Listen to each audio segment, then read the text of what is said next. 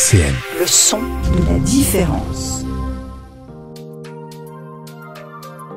Full santé mentale sur RCN avec Espoir 54, le CREPSI, la coordination du PTSM 54 et Bipolaire si tu savais. Bonjour et bienvenue dans l'émission Full Santé Mentale, l'émission qui chaque mois démonte les tabous et détricote les idées reçues sur la santé mentale. Et aujourd'hui, émission exceptionnelle puisque nous sommes situés ici, place Charles III à Nancy, dans le cadre du village de la santé mentale. Bienvenue, on est ensemble pendant 1 heure. Jusqu'à 11h sur RCN, Full santé mentale. Et j'ai le plaisir d'accueillir à mes côtés pour démarrer cette émission. Je vais commencer peut-être par, je sais pas par qui je commence, peut-être par Madame Roth, la directrice du centre psychothérapique de Nancy. Bonjour Madame Roth. Bonjour à tous, merci de nous accueillir. On est ravis de vous accueillir et j'allais même dire presque d'être accueillis ici au cœur du village de la santé mentale. À vos côtés, je présente Marc Tannenbaum, vous êtes vous adjoint délégué au territoire Est et délégué à la santé, c'est bien ça, pour la ville de Nancy, Monsieur Tannenbaum. Oui, bonjour, merci. Je suis vraiment ravi d'évoquer le village de la santé mentale. Voilà, belle innovation. On est très heureux de vous y accueillir et vous nous expliquerez dans quelques instants pourquoi la ville de Nancy s'est investie, je crois, aux côtés du département et donc du CPN dans l'organisation de ce village de la santé mentale. Et avec également à vos côtés Anthony Perrin. Bonjour Anthony Perrin, vous êtes conseiller départemental de Meurthe-et-Moselle, délégué territorial du Grand Nancy. Merci à vous, merci de votre présence et de votre invitation. Eh ben, on est très heureux de vous accueillir. Alors ma première question, elle est la suivante, elle est assez simple et répond qui veut en premier. Pourquoi un village de la santé mentale ? Peut-être vous, Marc Tannenbaum ? Alors un village de la santé mentale parce que nous avons la chance aujourd'hui d'être visibles au centre de Nancy, sur une place qui est très fréquentée. Et c'est une façon de montrer les possibilités de déstigmatiser, de dédramatiser, de déculpabiliser, de sortir de l'isolement pour les gens qui présentent des pathologies mentales. Comment vous définiriez la santé mentale d'ailleurs justement vous qui êtes docteur, vous êtes je crois généraliste si je ne dis pas de bêtises. Alors, la santé mentale, c'est la possibilité d'avancer dans la vie tranquillement, sans sentir d'obstacles, sans se sentir prisonnier de situations, sans avoir peur des autres. Voilà. Enfin, c'est une grande définition. On pourrait continuer comme ça longtemps. Donc on est au cœur je le disais, de la place Charles III à Nancy et c'est une journée qui est co-organisée avec le conseil départemental. Pareil, au conseil départemental, je sais que vous êtes assez sensible à la santé mentale. Pourquoi et qu'est-ce que ça signifie pour vous ? Alors on est très sensible à la question parce que c'est une question effectivement transverse qui est au cœur de nos compétences, notamment l'insertion, le handicap, le logement, l'aide sociale à l'enfance. C'est un sujet transverse. Et comme le disait Marc Tannenbaum, nous sommes là sur une place visible de passage pour briser aussi des tabous parce que, on le dira peut-être après, mais la santé mentale touche tout le monde. Et ce ne doit pas être un sujet tabou et au contraire d'ailleurs, sur lequel nous voulons nous agir et sensibiliser. Justement, je me tourne vers Clémentine Roth. Je rappelle, vous êtes directrice du centre psychothérapique de Nancy. La santé mentale, c'est vrai que pendant des années, on avait l'impression que c'était tabou. Quand on posait la question aux gens dans la rue, qu'est-ce que la santé mentale ? Il y a encore pas si longtemps que ça, on nous disait c'est les gens qui sont un peu fous qui ont besoin d'aller voir un psy. Qu'est-ce que vous répondez à ça ? Alors c'est vrai, c'est une évolution qu'on voit et je crois que c'est bien qu'on puisse parler sans tabou de la santé mentale. C'est pour ça qu'on est là aujourd'hui et c'est vrai que ça devient de plus en plus facile. 55% des Français sont préoccupés par leur santé mentale, donc une majorité. Alors c'est bien qu'on puisse en parler. Effectivement, ça devient presque commun et en tout cas quelque chose qui se dit, puisque un Français sur 4 dit qu'il a été ou qu'il voit un psychiatre et c'est l'affaire de tous. Je pense qu'aujourd'hui on sait, alors moi ici ce qui est important c'est le partenariat, qu'on soit ensemble, il y a le social, le médico-social, les patients qui souffrent de maladies mentales doivent s'inscrire dans des parcours.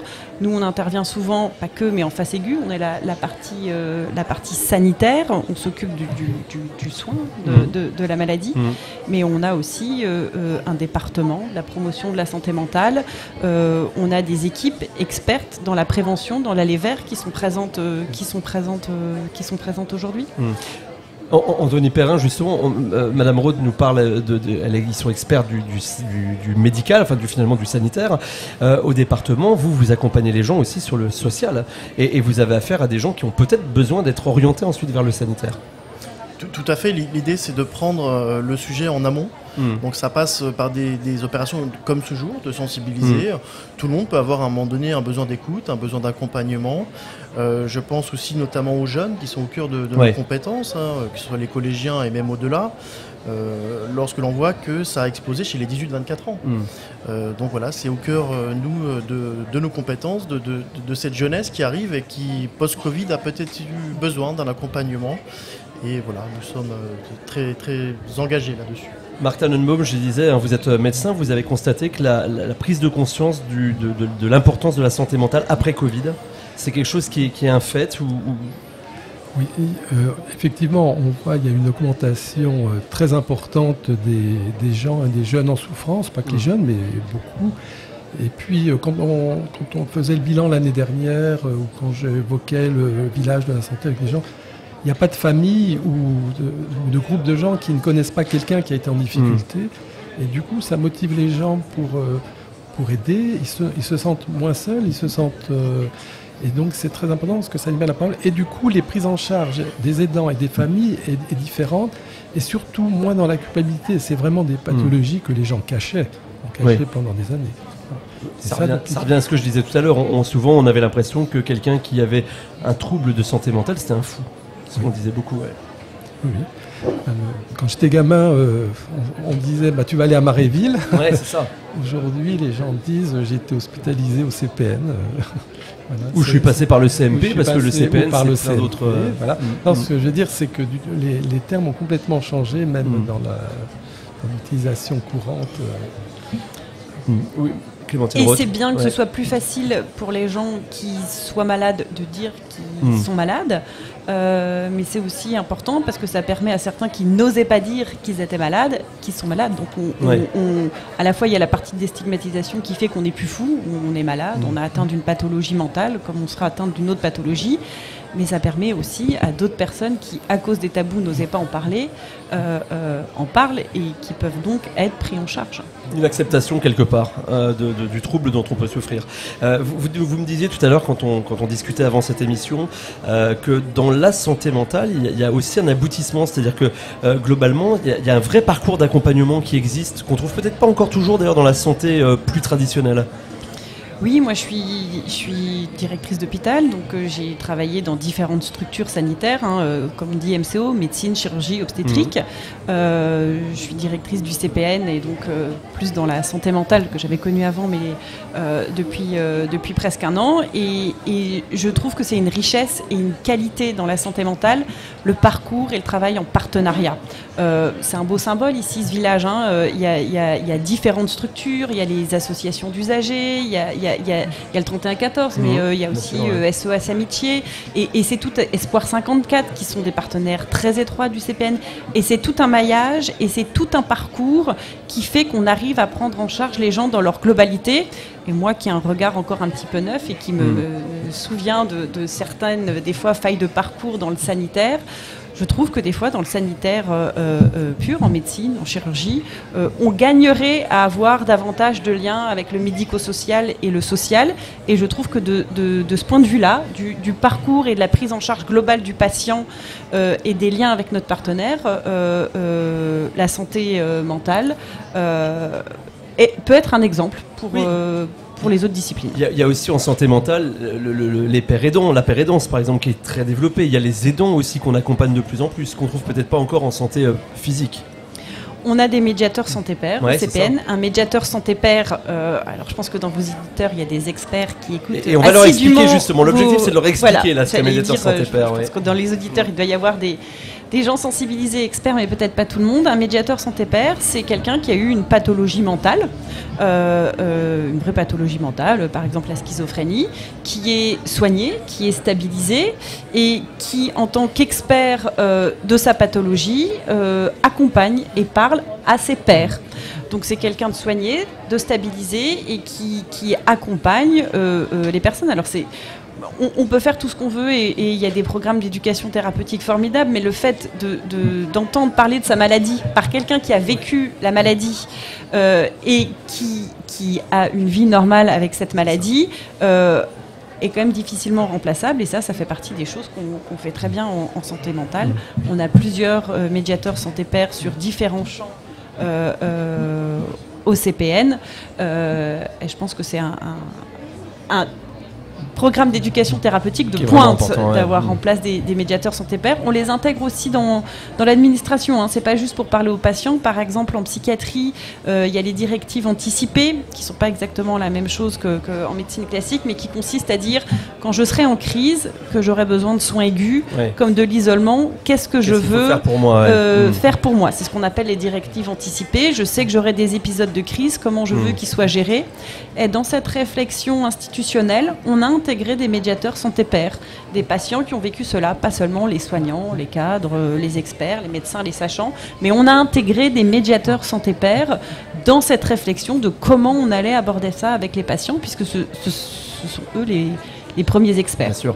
Et alors quand on parle de santé mentale, il y a les aidants aussi. Les aidants ont aussi une santé mentale et Nancy s'est dotée il y a quelques temps, il n'y a pas si longtemps que ça d'ailleurs, d'une maison des aidants qui est très importante à Nancy. Marc Tenenbaum, peut-être dire un mot sur ces structures-là aussi qui accompagnent les aidants, qui on le rappelle, peuvent à un moment donné, ça influe aussi sur leur propre santé mentale.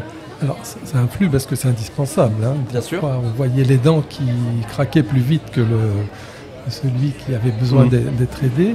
Mais aujourd'hui, il y a le 6 octobre, il y a la journée des aidants chaque année, donc les gens sont au courant et c'est très important parce que alors, c'est quand même un peu difficile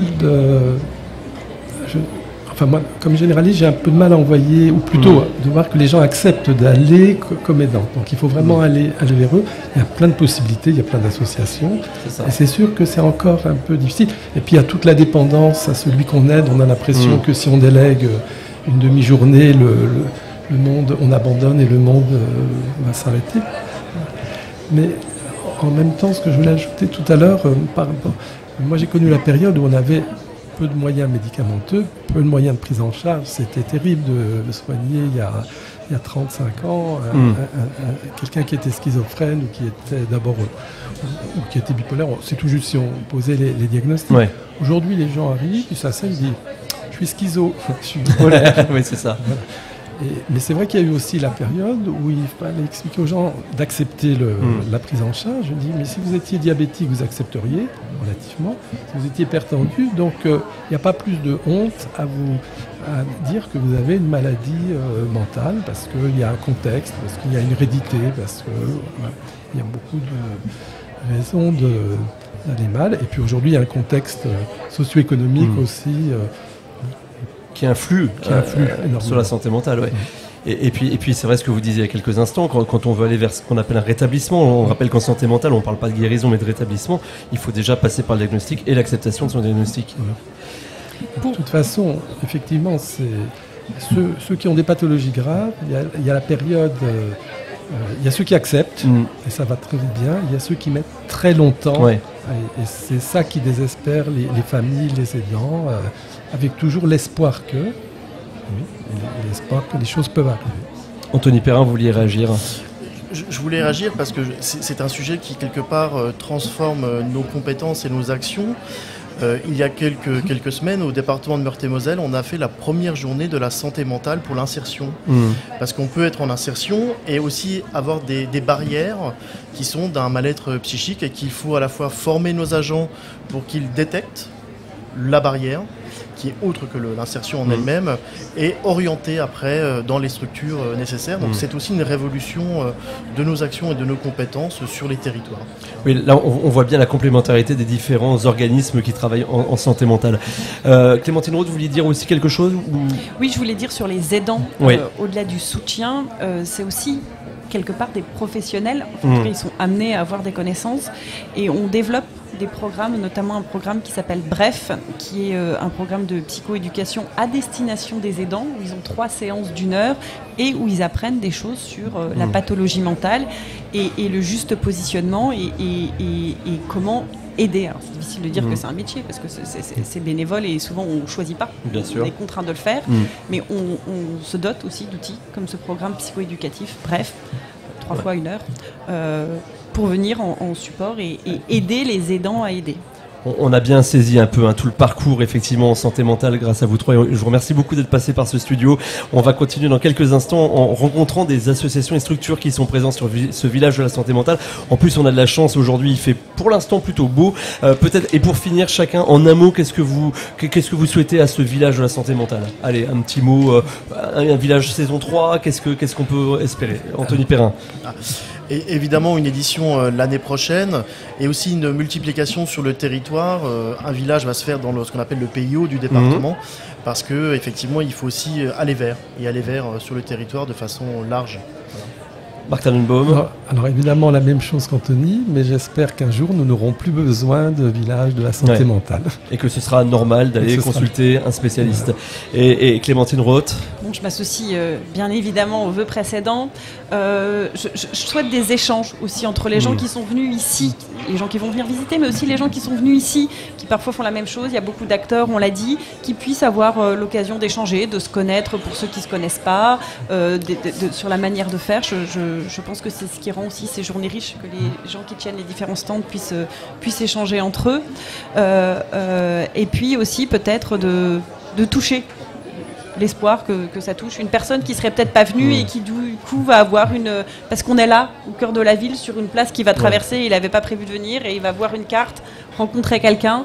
Voilà, je trouve que c'est un joli espoir en complément de ce qui a été dit.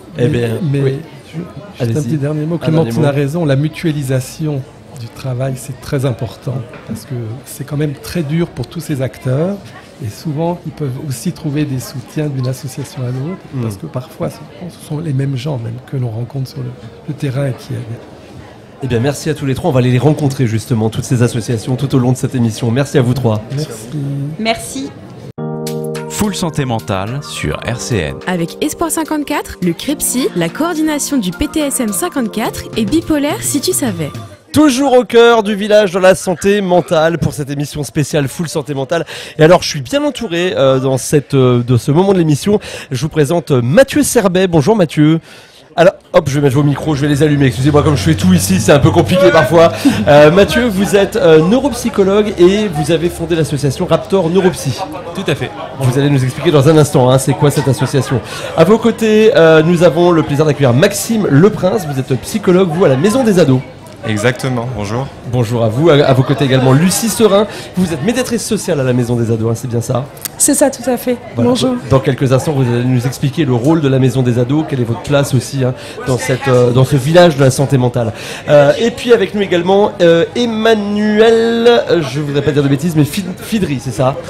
Voilà, Emmanuel, vous êtes fondatrice de l'association? Non, je suis salariée. Salariée de l'association qui s'appelle Equited. Tout à fait. Et pareil, on va peut-être commencer par vous donner la parole. C'est quoi l'association Equited? C'est quoi on a bien compris, un équi à cheval dedans, c'est quoi votre rôle? Alors l'idée de l'association qui a été créée en 1997, c'est de permettre la mise en lien avec le cheval pour quelque raison que ce soit. C'est pour ça que nous avons été invités par la ville de Nancy à ce village pour promouvoir les bienfaits de la relation avec le cheval. Ouais, on se rend compte que dans beaucoup de situations, l'animal est important et peut aider effectivement à mieux accepter peut-être d'abord le trouble ou la maladie de laquelle on souffre et puis de pouvoir mieux évoluer avec, c'est ça? Oui. C'est ce que vous constatez, vous, avec l'usage des chevaux? Alors, nous pouvons constater une évolution vers un mieux qui est défini au travers d'un projet qui est mis en place avec la personne qui vient bénéficier de la relation avec le cheval. Et oui, nous pouvons effectivement constater que le cheval, s'il a sa place dans la vie de la personne, va pouvoir lui permettre de mobiliser des compétences qui vont lui permettre d'aller vers une qualité de vie bien meilleure. Vous me disiez il y a quelques minutes, mon métier, il est assez facile quelque part. Votre métier, c'est quoi? On peut peut-être le définir déjà? Alors mon métier, c'est équicienne. Alors équicienne, donc votre job, c'est quoi? C'est quoi le concept de votre métier? Notre pratique, c'est de mettre en lien la personne avec le cheval. Ouais. Alors le cheval, dans notre représentation, on peut monter dessus, mais pas que. Ouais. C'est un animal qui est à l'affût de tous nos micro-signes et qui va s'adapter à tous nos besoins. Et vous me disiez donc quelque part, j'ai un métier de feignant parce que finalement, je fais rien. Mais ça veut dire quoi, je fais rien? La posture de l'équicien, c'est de permettre une relation en toute sécurité et pour le bien-être des deux protagonistes de la relation, c'est-à-dire la personne qu'on appelle client et l'animal. Et c'est parce que cette relation-là est établie d'une manière positive et sécuritaire que les choses vont pouvoir se passer de manière fluide. Voilà. Alors on le comprend bien, hein, quand on souffre de troubles psychiques, ça peut avoir un rôle important d'être en confiance avec l'animal, de ressentir le regard de l'animal. C'est bien ça qu'on comprend dans votre métier et de votre quotidien. Au-delà de ça, il va nous mettre dans une situation qui sort de notre quotidien et nous permettre de porter un regard sur nous qui est, on l'espère, positif. Alors, puisqu'on parle du regard sur nous, la maison des ados, vous, c'est plutôt le regard de l'ado sur lui-même que vous travaillez au quotidien. C'est quoi votre job à la maison des ados?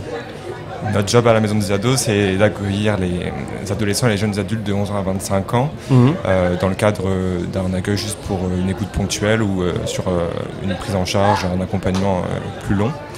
On est constitué principalement de psychologues et de consultants cliniciens juste pour travailler sur quelque chose en particulier ou bien juste pour avoir un lieu d'écoute et d'échange. Donc vous disiez on peut venir pour des cas ponctuels ou des prises en charge plus longues, quelques cas de figure qu'on peut rencontrer. Je suis parent par exemple, j'écoute cette émission, je me dis tiens la maison des ados c'est quoi? Est-ce que je suis en difficulté avec mon ado par exemple? Est-ce que c'est un endroit où je peux aller avec lui? Oui bien sûr, on accueille à la fois les adolescents mais également les parents de ces adolescents-là, les professionnels qui travaillent autour. On essaie aussi d'être en partenariat et de favoriser, de travailler aussi autour des liens familiaux. Aussi, on travaille en partenariat avec les établissements. On travaille à tout ce qui peut contribuer au bien-être de l'adolescent et à l'environnement de l'adolescent, à resituer l'adolescent dans son environnement. Et vous intervenez aussi dans des cas plus difficiles peut-être, quand il y a des troubles ou des suspicions de troubles. On parle beaucoup par exemple alors pas forcément de troubles psychiques, mais de troubles du développement de la personnalité. Je pense par exemple aux troubles borderline, etc. C'est des cas de figure que vous rencontrez sur lesquels vous accompagnez ensuite vers des praticiens. Comment ça se passe ? La maison des adolescents est en fait un lieu qu'on appelle de bas seuil, c'est-à-dire qu'on accueille énormément de jeunes avec tout leur bagage, tout ce qu'ils ont pu vivre et tout ce qui peut apparaître aussi à l'adolescence. L'adolescence étant un moment de la vie où il y a beaucoup de troubles psychiques qui peuvent se développer. Et donc on peut accueillir ces jeunes-là, les écouter et essayer de définir avec eux les partenaires vers lesquels on va essayer de les orienter, en tout cas leur conseiller, les conseiller. On a aussi, de par la localisation de la maison des ados à Nancy, des partenariats avec le CPN, notamment avec le CLIP ou d'autres structures qui sont dans les locaux qui facilitent aussi tout ça. On va peut-être préciser en quelques mots ce qu'est le CLIP et le CPN, juste pour nos auditeurs qui ne connaissent pas ce que c'est. Le CLIP, alors, je ne sais pas si vous avez l'acronyme. C'est le Centre de liaison et d'intervention précoce. Et le CPN, c'est le Centre psychothérapique de Nancy, effectivement. Vous vouliez dire quelque chose, Lucie, je crois. Oui, effectivement. Alors, la maison des ados, c'est, comme disait Maxime, donc c'est une première. Ça peut être une première porte d'entrée. Effectivement, nous, on n'est pas médicalisés, donc on n'a pas de médecin. Donc, forcément, on va réorienter s'il y a besoin et s'il y a demande aussi vers des structures qui correspondent à la personne. Voilà. Et alors, je vais vous poser une question peut-être plus sociétale, mais vous constatez depuis quelques années des évolutions chez les jeunes, peut-être de l'état de leur santé mentale? Oui, il est clair que depuis la crise du Covid-19 et puis la dégradation en termes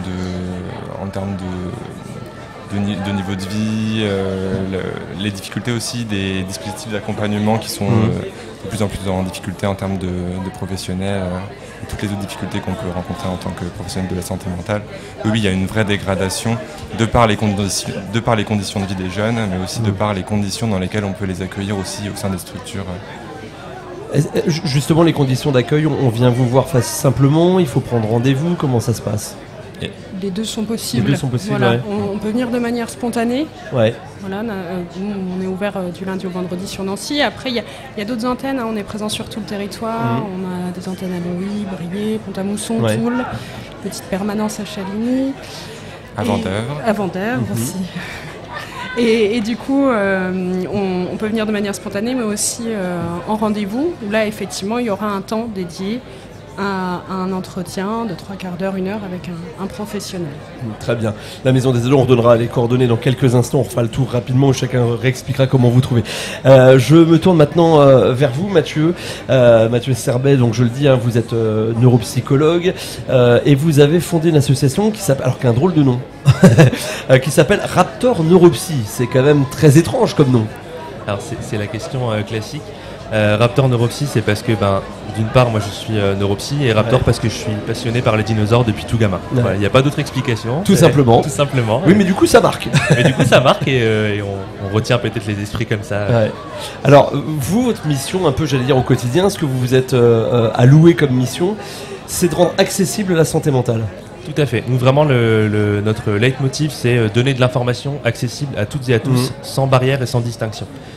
Donc on a vraiment un site internet sur lequel vous allez retrouver toutes les informations relatives à la santé mentale, que ce soit les troubles psy, on parlait aussi des troubles de la personnalité, ça peut être les troubles du neurodéveloppement, et ça va être à tous les âges de la vie, du bébé enfant jusqu'à la personne âgée. D'accord. Alors et ça vous l'expliquez comment, sous quelle forme ?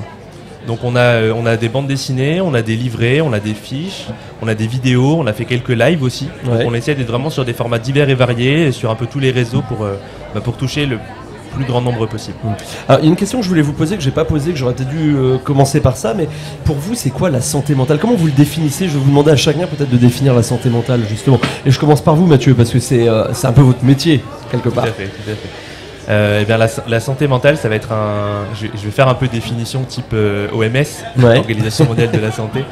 C'est un état de bien-être psychique qui va nous permettre d'accomplir ce qu'on a envie d'accomplir dans la vie, de mener les projets, les objectifs, les souhaits, les rêves qu'on a envie, vers lesquels on a envie d'aller, et donc d'avoir en notre possession toutes les capacités, les compétences et les moyens de faire face à tout ça dans la vie de tous les jours. J'improvise un petit peu, mais c'est l'idée. C'est assez proche de l'OMS.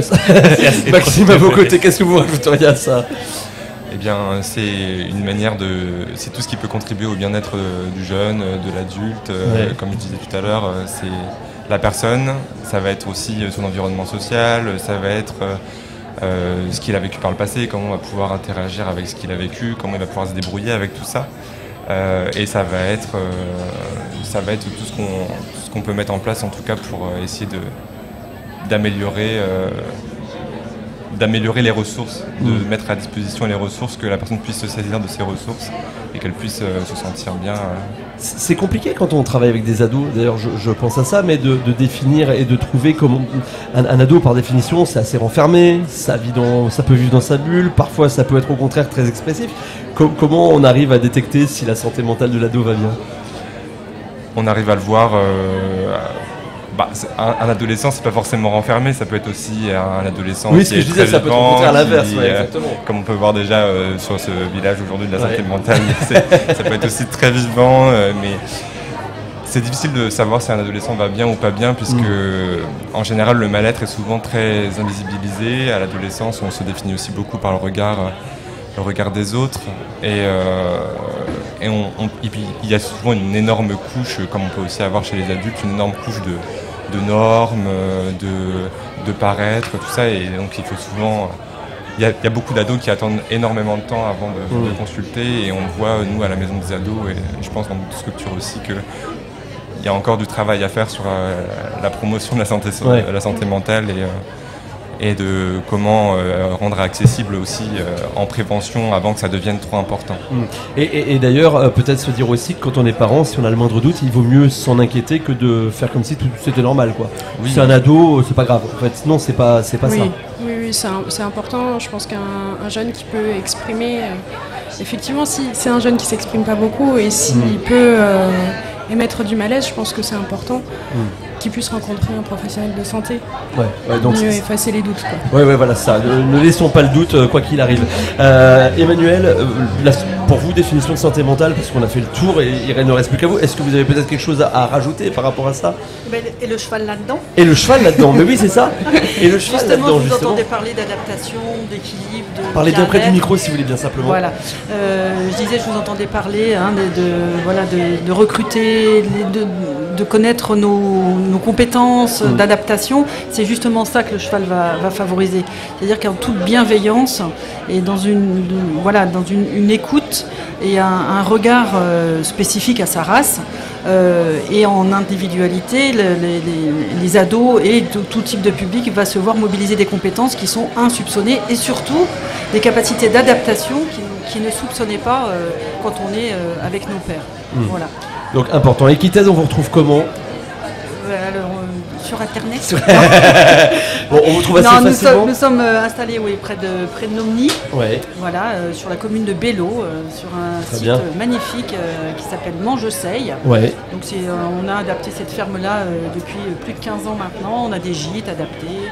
Voilà, on peut proposer des séjours de rupture avec des séances d'équissier. Voilà, et on vit au plus près de la vie de l'animal. Très bien, donc Equited, allez voir nombreux, que vous, d'ailleurs, qu'on souffre d'un trouble psychique, qu'on ait une souffrance mentale ou même physique, c'est toujours intéressant de venir au contact de l'animal. Tout à fait. Merci à vous, Emmanuel. Merci à vous. La Maison des Ados, on vous trouve comment ? Alors nous, on est présent donc sur Nancy au 14 rue François de Neufchâteau, par téléphone au 03 83 26 08 90. Malheureusement, nous, on est un peu dinosaures sur Internet. On n'existe pas à part sur Google.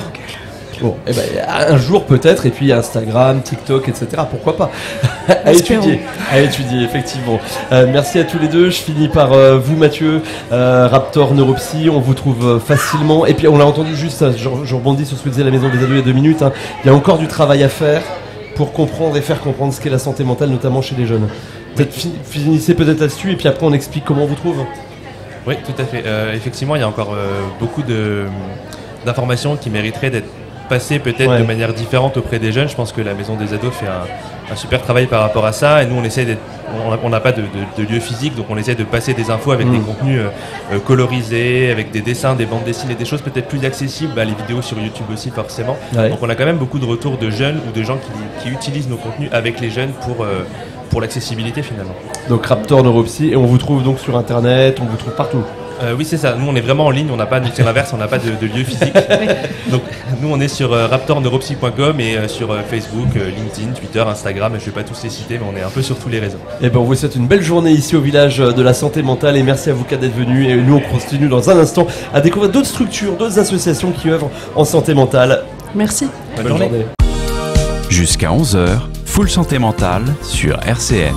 Avec Espoir 54, le CREPSI, la coordination du PTSM 54 et Bipolaire si tu savais. Et toujours installé au cœur du village de la santé mentale, place Charles III à Nancy. Et j'ai le plaisir d'accueillir à mes côtés, alors je suis très heureux Marie-Paul de vous accueillir, on se connaît bien Marie-Paul. J'ai le plaisir de vous avoir à mes côtés régulièrement dans cette émission. Je rappelle que vous êtes présidente de l'association Bipolaire si tu savais, c'est bien ça Marie-Paul ? C'est tout à fait ça Thomas. Bon, à vos côtés, vous parlerez bien près du micro par contre parce que il y a un petit peu de bruit autour de nous. Roman Gletzer, pareil Roman, on se connaît plutôt bien, on travaille ensemble sur l'émission Full Santé Mentale. Au CREPSI, alors d'abord redire un mot peut-être sur le CREPSI. Donc le CREPSI, c'est le Centre Ressources Handicap Psychique Grand Est, en région Lorraine. Et ta mission, on va se tutoyer parce qu'on se tutoie dans la vie après tout. Thomas, l'émission, c'est informer, conseiller, orienter, sensibiliser, déstigmatiser en santé mentale. Et on va reparler avec toi dans un instant.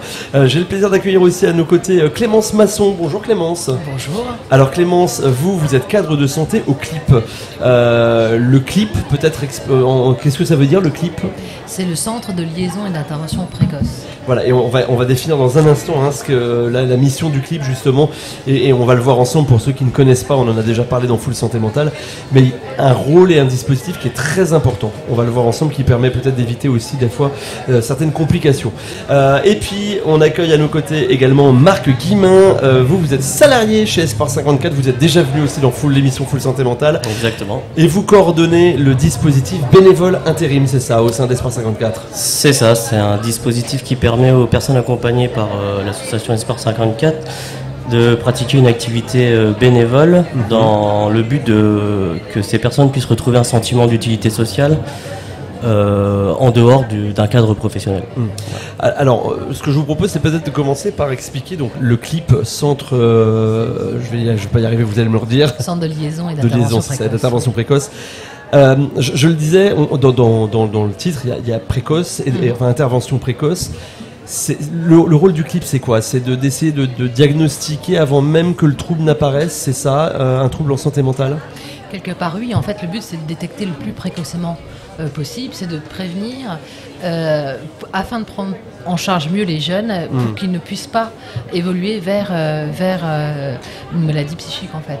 Donc nous, on est spécialisé plus pour des jeunes donc, qui sont de 12 à 25 ans et qui commencent à avoir des prémices comme ça, des symptômes à bas bruit de l'ordre de la psychose. Et nous, on va intervenir précocement pour éviter justement qu'ils fassent une transition vers une maladie psychotique. Quand vous dites il commence à y avoir quelque chose, vous pouvez nous donner peut-être quelques exemples pour qu'on comprenne à quel moment vous pouvez vraiment intervenir? Alors, c'est des jeunes qui vont déjà avoir peut-être des hallucinations, des visions, qui ont du mal à différencier le rêve de l'imaginaire, qui ne vont pas reconnaître l'environnement dans lequel ils sont. Ils ne se reconnaissent pas eux-mêmes, qui, quand ils prennent, par exemple, du cannabis, ont aussi des hallucinations qui peuvent arriver.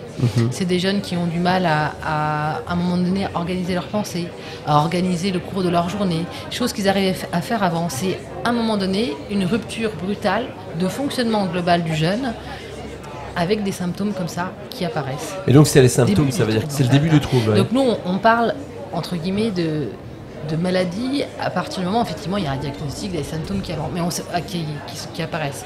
Mais on sait qu'en fait, avant l'apparition, on a des prodromes, on a des symptômes à bas bruit qui sont présents. Et ces symptômes-là, quand on les prend déjà en charge, on va éviter d'aller vers des phases psychotiques plus importantes. C'est ça l'idée, c'est qu'on essaie d'éviter ça ou... Alors, oui et non, c'est-à-dire que quand on parle de psychose, avant même d'avoir une psychose ou d'avoir un diagnostic de schizophrénie ou autre, c'est-à-dire qu'avant l'apparition vraiment d'entrer en psychose, de diagnostic de psychose, il y a ce qu'on appelle des prodromes avec des symptômes qui sont présents. Et le but, c'est de prendre en charge plus rapidement ces symptômes. Pour justement éviter que la maladie s'ancre de façon pérenne. Alors, c'est des prises en charge, il y a un tas de recommandations internationales. Nous, on se base sur des prises en charge qu'on appelle du case management. C'est des interventions qui vont être très flexibles. On intervient avec le jeune, on va dialoguer avec lui par exemple par SMS, on va se rendre vraiment disponible, on va créer une alliance avec le jeune. Oui, après, il y a un vrai lien avec le jeune qui est très important au clip. Ça, c'est hyper important. Déjà, on crée un lien de proximité. Après, on va intervenir vraiment de manière intensive avec des entretiens individuels, mais qui concernent aussi bien vraiment le soin que, de manière globale, l'environnement de tout ce jeune-là. Et après, on va mettre aussi en place, conjointement, il y aura des programmes d'activités thérapeutiques qui peuvent se décliner en fonction du projet, de ce qu'on a pu voir du projet de soins qu'on met en place dans la structure. Donc, il y a des groupes qui sont dans la gestion du stress, des groupes qui vont être en lien avec l'affirmation de soi, des groupes de métacognition, ce qu'on appelle la manière d'interpréter notre environnement. Il y a des groupes de méditation pleine conscience. Enfin, il y a tout un tas de groupes différents en fonction de ce que nous, en termes d'indication, on peut percevoir pour accompagner au mieux ce jeune-là. Alors, on n'évite pas toutes les transitions, on le sait très bien, mais néanmoins, on a une efficacité qui est tout à fait claire dans ce domaine-là. Importante. Vous vouliez intervenir, Marc? Mais du coup, j'avais deux questions. C'est par rapport au clip. C'est comment se font les orientations et comment vous arrivez à travailler en parallèle avec la scolarité des jeunes, en fait, par rapport aux horaires de vos interventions, tout ça. Alors, on a des horaires qui peuvent être décalés, puisqu'on intervient aussi jusqu'à 18h le soir pour les jeunes qui sont scolarisés. Par rapport au milieu scolaire, alors on commence justement à aller vraiment à travailler, déjà depuis le départ, mais c'est vraiment une activité pour nous qui est très importante d'avoir ce partenariat privilégié avec les infirmières scolaires.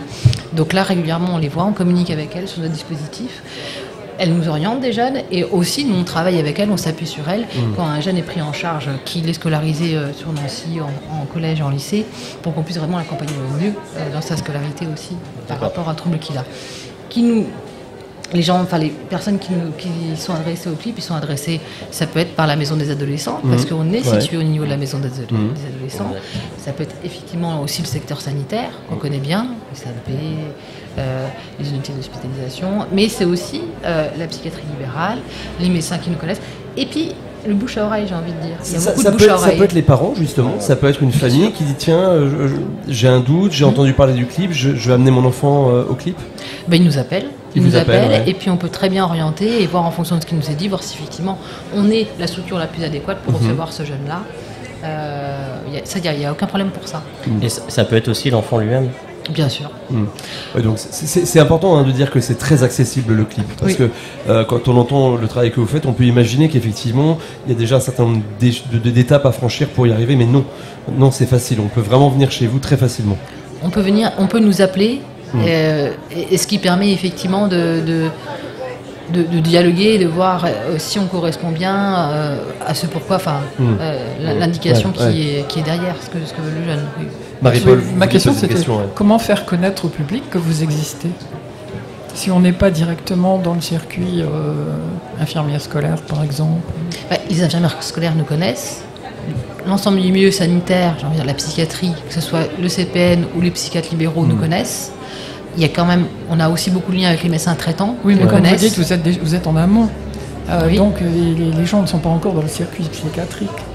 Pour les jeunes, c'est pour ça qu'on communique par rapport on parle là de médecins traitants, on parle de médecins psychiatres, on parle des premiers signes qui arrivent, et nous c'est important de communiquer avec aussi bien les infirmières scolaires, de ces signes-là, des prodromes qui peuvent arriver justement avant d'entrer vraiment dans une maladie comme la psychose, pour qu'on puisse les prendre en charge le plus précocement possible.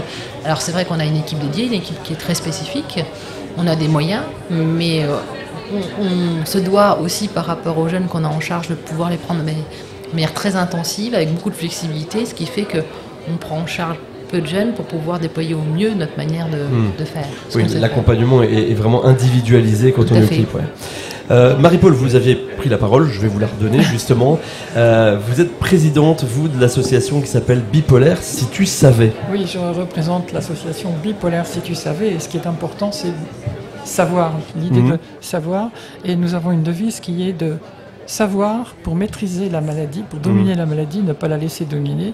Et notre mission, c'est d'informer le grand public sur l'existence des troubles bipolaires et faire savoir exactement le sérieux de cette maladie, parce que le mot bipolaire est bien connu dans la population, mais bien connu, mais souvent avec des amalgames. Ouais, c'est ça. Voilà, synonyme de capricieux, de lunatique, qui fait des bêtises, alors qu'en fait, c'est une question à prendre vraiment très au sérieux, qui, si elle n'est pas prise en charge, peut se développer de façon très, très difficile et parfois dramatique, puisque 20% des personnes diagnostiquées bipolaires mettent fin à leur jour. C'est une statistique à prendre en compte. Alors, en contrepartie, si les troubles sont détectés correctement, que le diagnostic est exact et que la personne accepte son diagnostic, on peut mettre en route tout un accompagnement qui permet à la personne de retrouver un équilibre de vie, un rétablissement. On ne parle pas de guérison, on parle de rétablissement, qui permet de vivre comme une personne qui aurait un diabète et qui prendrait juste des précautions et un traitement. Et donc nous sommes ici pour, avec les autres acteurs de la santé mentale, pour faire connaître notre existence et puis permettre de faire passer de l'info comme ça. On rappelle que le trouble de la bipolarité est un trouble qui est très développé, globalement. On connaît tous quelqu'un qui souffre de ce trouble-là. Absolument. Ça, c'est quand même important de le dire. Environ 2% de la population. Ce qui est vraiment considérable. Et avec en plus cette difficulté, vous le disiez, on dit souvent c'est quelqu'un de lunatique, etc. On ne prend pas au sérieux. Pourtant, c'est un truc qui est difficile. Et d'ailleurs, je me tourne à nouveau vers vous, Clémence. Je pense que vous intervenez aussi dans la détection de ce trouble. C'est un truc qui est difficile parce que c'est souvent très long à diagnostiquer un trouble de la bipolarité. Mais que ce soit un trouble lié à une bipolarité ou un trouble de manière générale lié à une psychose, on voit bien que la durée d'accès aux soins entre le moment où apparaissent les premiers prodromes et vraiment la personne quand elle accède aux soins, il peut se passer 5 ans. Donc c'est vraiment l'intérêt de communiquer aussi sur la prévention, sur les premiers signes précurseurs de ces maladies. Et ça, c'est donc votre rôle, Marie-Paul, notamment. Vous faites beaucoup de choses, vous êtes présente ici aujourd'hui, mais je sais que vous intervenez énormément pour faire connaître le trouble de la bipolarité. Qu'est-ce que vous faites par exemple?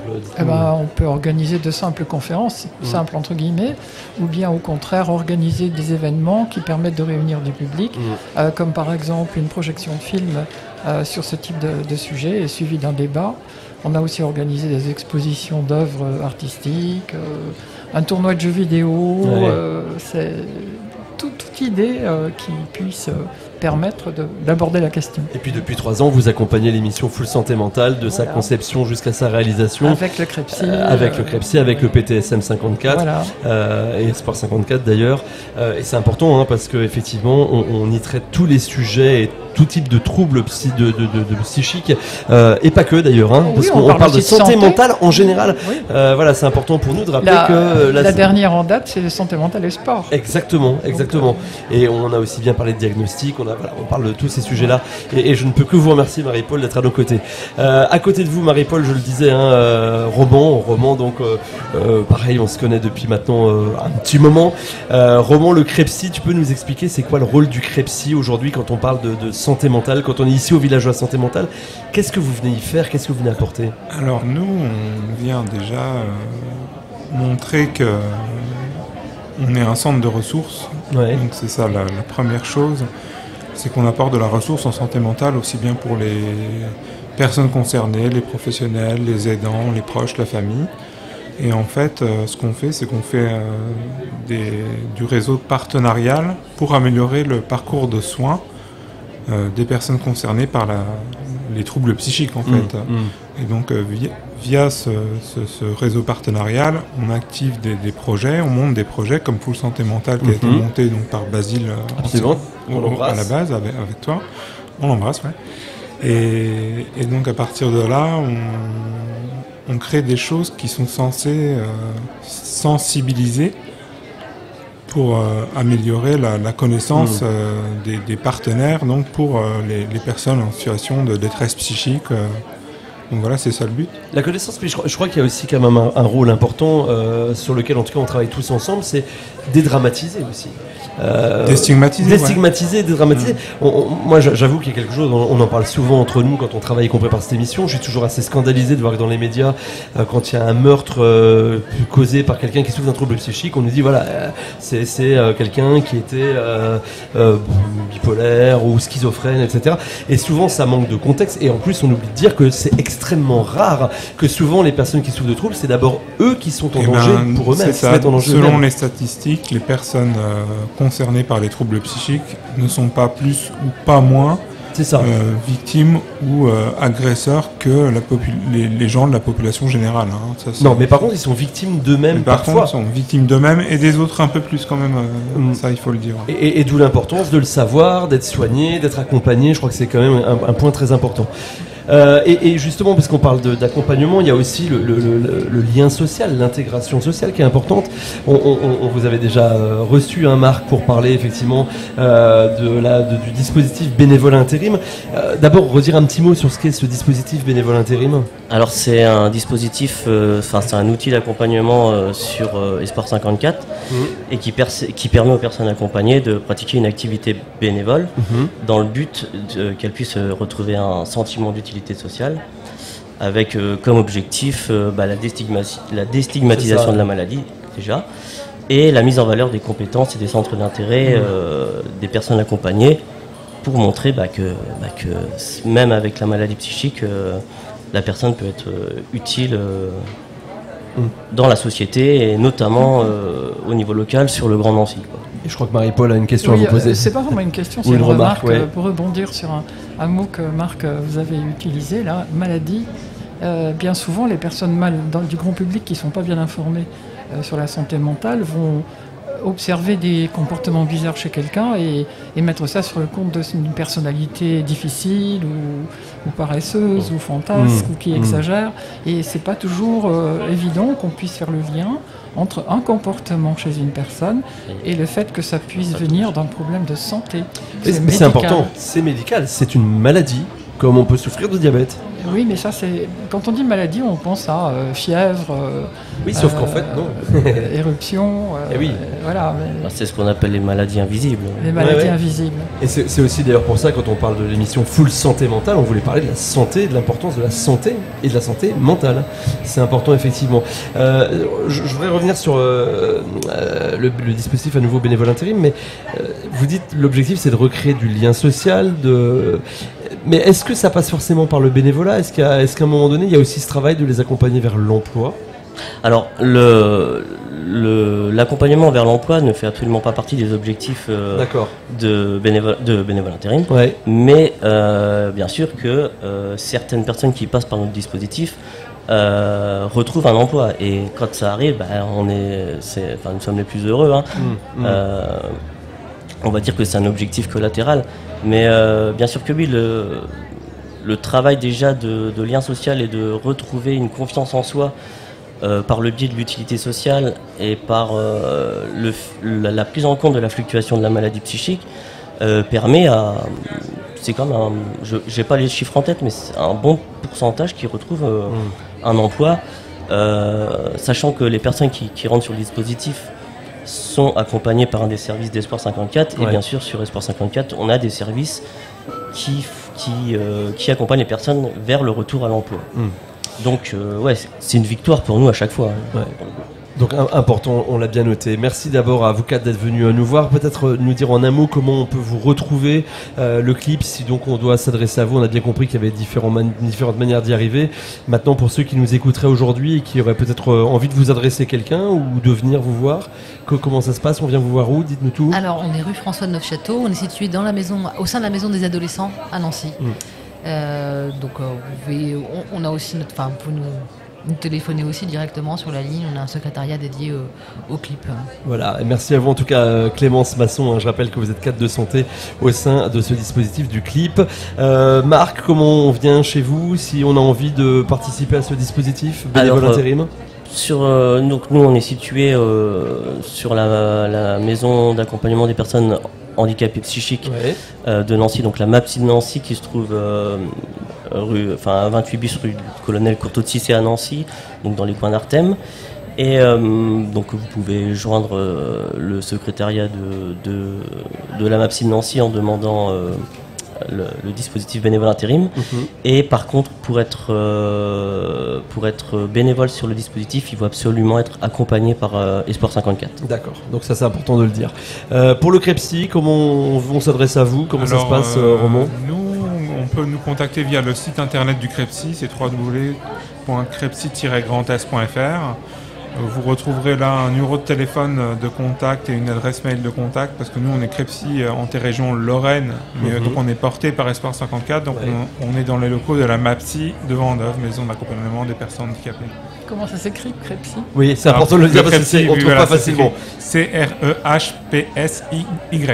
C-R-E-H-P-S-Y. C'est ça. Super, merci Roman. Et Marie-Paul, comment on vous retrouve? C'est très simple, on a un site internet. Donc il faut taper bipolaire si tu savais en continu et en minuscule. Bipolaire si tu savais.com et on trouve le site. Et là il y a nos coordonnées. Et ben super, merci à tous les quatre d'être venus. Oui, Marc, un dernier mot. On a aussi un site internet, espoir54.org. Et ben c'est bien de l'avoir précisé. Merci à tous les quatre d'être venus nous voir. On vous souhaite un bon village de la santé mentale. Merci à vous. Salut. Full Santé Mentale sur RCN.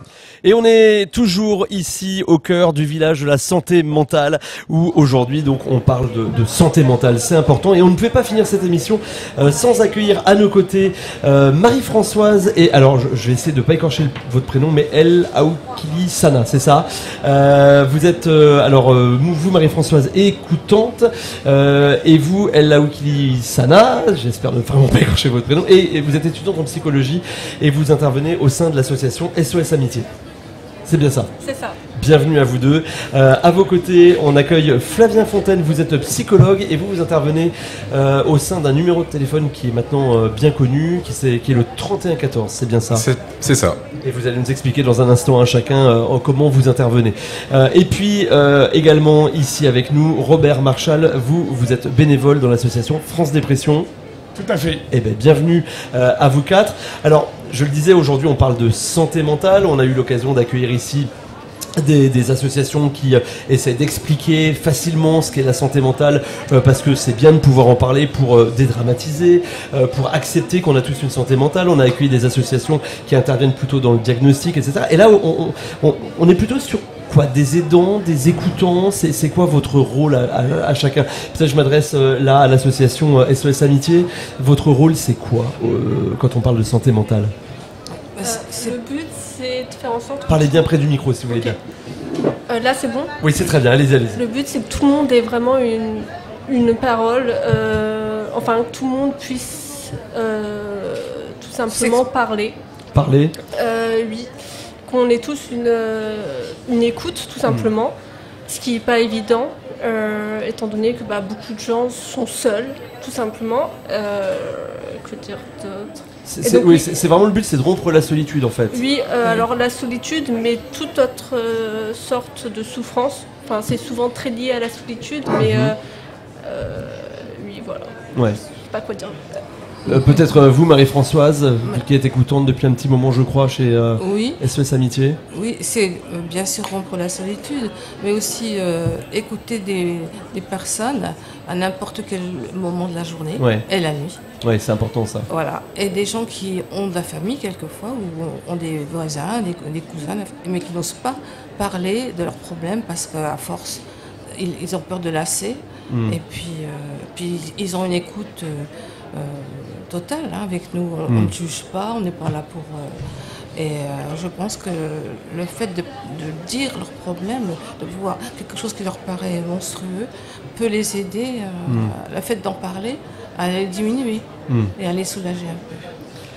Flavien, ce qu'on entend là, c'est que c'est important des fois d'avoir juste une oreille. C'est aussi le rôle du 3114.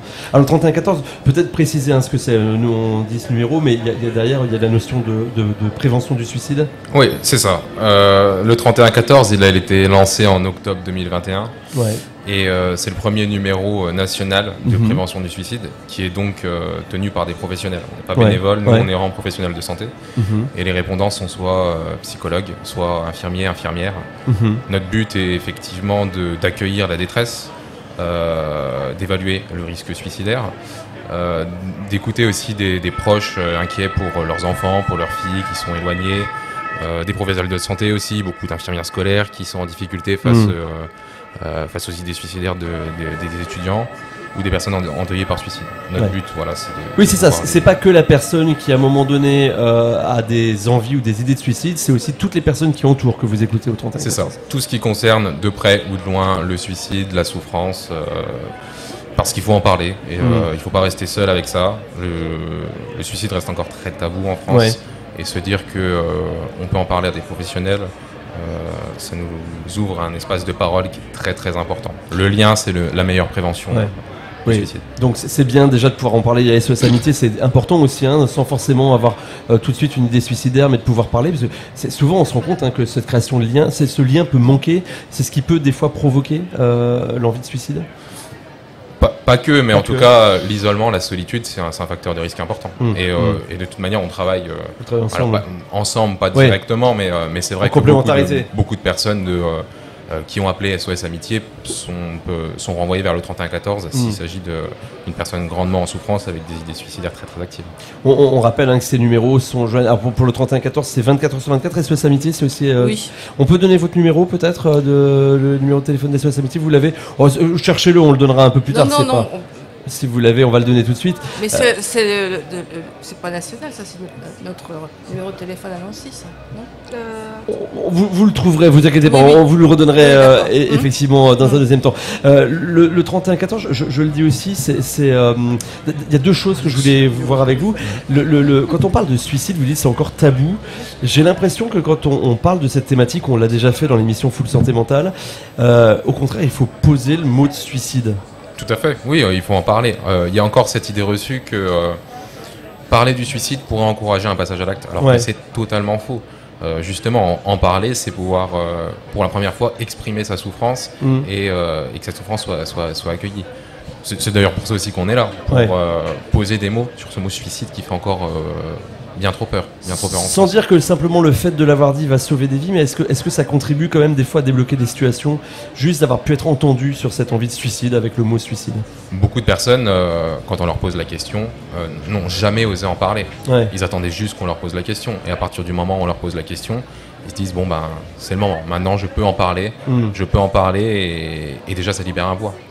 La parole est libératrice, et le fait qu'ils ont pu en parler pour une première fois, peut-être qu'il y avait des appréhensions, mais en tout cas s'ils ont reçu une écoute, après ils vont se dire j'ai pu en parler, je pourrais encore en parler à des professionnels, m'orienter vers des structures de soins, et je ne suis pas seul surtout. Oui, et ça veut dire aussi que quelque part on est entendu et reconnu dans l'envie qu'on peut avoir à un moment donné, c'est-à-dire qu'on est pris au sérieux quelque part. On est pris au sérieux, tout à fait. Souvent il y a pareil cette idée reçue que si on parle que quelqu'un qui parle du suicide ne va pas passer à l'acte, c'est totalement faux. D'ailleurs, pour avoir déjà eu des émissions où on en parlait, quand on dit finalement tentative de suicide, en fait il n'y a pas de tentative, c'est que des suicides quelque part. En tout cas, nous en suicidologie, on fait vraiment la distinction entre tentative de suicide et suicide. On parle de suicide abouti. Il n'y a pas de réussite, par exemple, dans le suicide. Voilà, c'est ça. Le suicide est abouti. Une tentative de suicide, c'est la volonté d'avoir voulu mettre fin à ses jours, mais ça n'a pas abouti. C'est cette distinction qu'on fait entre suicide et tentative de suicide. En tout cas. Et est-ce qu'il y a cette notion, on dit souvent, c'était un appel au secours? Non, c'est pas un appel au secours, c'est la volonté d'arrêter une souffrance, non pas de mourir. Les personnes qui font des tentatives de suicide ne veulent pas mourir, elles veulent arrêter cette souffrance. C'est ça. Sauf qu'il y a... en gros, pour résumer, les idées suicidaires peuvent arriver quand on fait face à un problème, à une souffrance dont on ne trouve pas l'issue. Notre but, c'est de vouloir régler ce problème. Arrêter de souffrir, c'est pas de vouloir mourir. Derrière chaque tentative de suicide se cache en fait la volonté d'arrêter de souffrir. Il n'y a pas forcément la conscience qu'on va mourir, justement. Il y a plutôt la conscience de se dire on va mettre un terme à un problème, en fait, c'est ça. Tout à fait. Et puis voilà, c'est pas naturel, c'est pas inné de vouloir mourir. Et finalement, des personnes qui se trouvent dans des crises suicidaires comme ça se trouvent très très ambivalentes. Mais derrière, c'est pas la volonté de mourir, c'est la volonté de ne plus avoir de problèmes, de plus avoir de problèmes financiers, de plus avoir cette souffrance quotidienne qui c'est ça en fait. Et c'est presque vécu comme une étape alors, le suicide, plus que comme un aboutissement, non? On a l'impression que c'est une étape pour mettre fin à un problème. C'est la dernière étape en tout cas. Et c'est un biais en fait de se dire que cette étape va résoudre nos problèmes. En réalité, je cite souvent cet exemple d'une personne qui a appelé au 3114 dans une situation de grande précarité et qui n'avait jamais eu les ressources nécessaires, assistante sociale, n'avait même pas l'aide de la CAF et pensait que mettre fin à ses jours c'était la seule solution. En fait non, on l'a orienté grâce à des assistantes sociales vers pour avoir la CAF, pour avoir des aides qui lui ont permis de se retourner. Et en fait, là où lui s'imaginait le suicide comme solution, ça n'était pas le suicide est une absence de solution. Oui, c'est ça, c'est plus une absence de solution. À quel moment on s'inquiète et on se dit il faut quand même que je compose le 3114? Est-ce que, parce que vous savez, c'est un peu comme des fois le SAMU, on se dit bon, on l'appelle vraiment en cas d'extrême urgence. Est-ce que le 3114 c'est la même chose ou dès qu'on a le moindre doute, la moindre crainte, on vous appelle? Qu'est-ce qu'on conseille à nos auditeurs qui nous écoutent là? Il vaut mieux faire trop que pas assez. Chaque idée suicidaire est une idée suicidaire et elle doit être abordée, évoquée. Le 3114, même des personnes en souffrance qui n'ont pas forcément des idées suicidaires peuvent nous appeler. À partir du moment où on est en souffrance, à partir du moment où on se dit le bon Dieu m'a oublié, ça reste déjà des idées suicidaires et il faut en parler à ce moment-là. Plus on retarde le fait d'en parler, plus ça risque de ruminer dans notre tête et c'est pas du tout ce qu'on veut. Il faut casser cette idée. On veut agir avant, c'est tout l'intérêt de la prévention. Agir avant que ça n'arrive. Oui, bien sûr. Donc appelez, si je dois dire quelque chose aux éditeurs, vous vous sentez en souffrance, vous appelez le 3114. Et si on connaît quelqu'un qui se sent en souffrance mais qui n'a pas l'envie ou la force ou le courage, on le fait à sa place? D'appeler le 3114, ouais, tout à fait, bien sûr, les proches peuvent appeler en présence de la personne, c'est-à-dire écoute, je connais ce numéro, est-ce que tu veux qu'on appelle ensemble? Accompagner une personne en souffrance, il faut toujours accompagner une personne en souffrance parce qu'elle est prise dans ses peurs, elle est terrifiée, donc il faut l'accompagner. Ou même si la personne ne veut pas appeler, alors peut-être le proche peut appeler le 3114, j'ai mon frère, ma sœur qui va vraiment pas bien, je sais pas quoi faire pour l'aider. Nous, par exemple, on a la possibilité d'appeler. Si la personne est d'accord, on cherche toujours à avoir son accord parce que c'est important. Bien sûr. On veut créer un lien de confiance. Donc, si on a son accord, on peut appeler, nous, faire la démarche d'appeler. Des personnes qui ont peur, qui ont besoin d'étayage. Et il faut être là. Donc c'est important. Retenez bien ce numéro, le 3114. SOS Amitié, vous avez retrouvé le numéro? Alors, vous l'avez retrouvé, mais il a redisparu. Allez-y, dites-nous. Alors, 09 72 39 40 50. Redonnez-le une deuxième fois. 09 72 39 40 50. Très bien. Et puis maintenant, je me tourne vers vous, Robert. Alors, l'association France Dépression. Tout est quasiment dit dans le nom de l'association. Mais c'est quoi votre rôle? C'est quoi le but de cette association? Eh bien, dans le concret, on a deux actions fortes. La première, c'est, traditionnellement, c'était des groupes de parole. Il y a des gens qui sont en déprime, plutôt en forte dépression, peuvent se retrouver. Et ici, sur Nancy, on a un groupe tous les jeudis après-midi où vient une dizaine de personnes et chacun, d'égal à égal, dit un peu sa souffrance et puis il est écouté ou se tait parce qu'il n'a pas envie d'en parler. Voilà. Et la deuxième chose qu'on fait, mais ça c'est à l'échelon national, c'est une ligne d'écoute téléphonique qui fonctionne de 10h du matin à 20h le soir, et avec des bénévoles.